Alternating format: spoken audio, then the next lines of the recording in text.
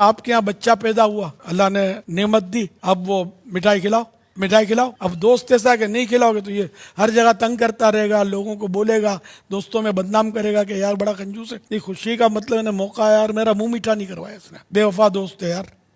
तो इस तरह ग़ीबतों का सिलसिला। और ये दोस्त अगर इसका मुंह बंद करने के लिए मिठाई वगैरह देता भी है तो ये मिठाई उस दोस्त के हक में रिश्वत है। ये गौर कर लिया, आम तौर पे बोलते हैं मिठाई खिलाओ, मंगनी हुई मिठाई खिलाओ, फुला हुआ मिठाई खिलाओ, ये आम है। लेकिन ये देख लें कि या तो ऐसी फ्रेंडशिप है कि एक दूसरे के इस तरह मांग मूंग के लेकर खाते पीते हैं जब तो कोई मसला नहीं है, और अगर ऐसा नहीं है और ये कि एक तरह का ये जबर है, अगर ये गन पॉइंट पर नहीं ले रहे लेकिन ये जबर है कि बदनाम करेगा, तो ये रिश्वत बन जाएगा। और अंडरस्टैंडिंग है तो रिश्वत नहीं है। लेकिन इसमें गौर करना है अंडरस्टैंडिंग में, यार सब चलता है, हमारी तो बहुत तरकीब अच्छी है, मैं तो मांग के खा लेता हूँ इससे, अब ये मांग के खा लेता हूँ, ये चलेगा नहीं। कि वाकई अगर वो बुरा मान रहा है, नागवारी की सूरत में वो अपनी जान छुड़ाने के लिए और अपनी इज्जत बचाने के लिए खिला पिला रहा है, तो ये रिश्वत है, हराम है, जहन्नम में ले जाने वाला काम है। जितना खाया वो उगलना पड़ेगा। जी हाँ, निगल लिया ना, अब उगलेंगे यूं कि जो भी माल बतौर रिश्वत लिया गया वो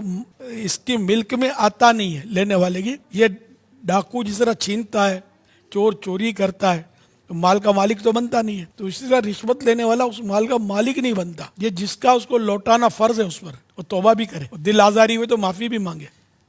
ये जितने रिश्वत खोर है ना, खुसूसन गवर्नमेंट के जॉब के लिए लोग मरते हैं, उसमें अंधी वो चलानी हो चांस होता है, अंधी चलती है, फिर रिश्वतों की तरकीबें होती है। रिश्वत, जिन सीटों पर रिश्वत मिलती है ना, वो सीट हासिल करने के लिए भी रिश्वतें देनी पड़ती है। जी हाँ, रिश्वत खोर बनने के लिए पहले रिश्वत खोरों को हड्डियां डालनी पड़ती हैं इन कुत्तों को, तो फिर जाकर वो कहीं ऐसी जॉब मिलती है। और बाद में भी इनके सबके हिस्से बटे होते हैं, तरकीबें होती हैं, इतना मिला तो इतना परसेंट इसका।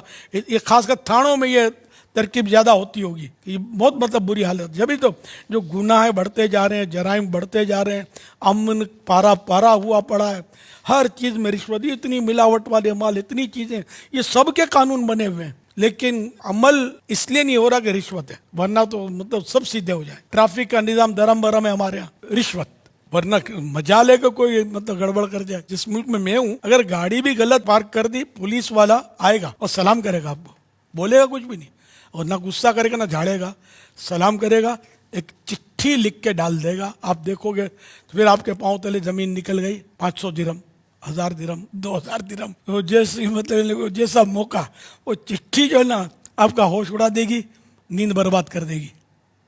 तो इसलिए यहाँ ट्रैफिक ऐसा निज़ाम चल रहा होता है, यकीन माने कोई भूल कर भी गलत पार्क नहीं करता।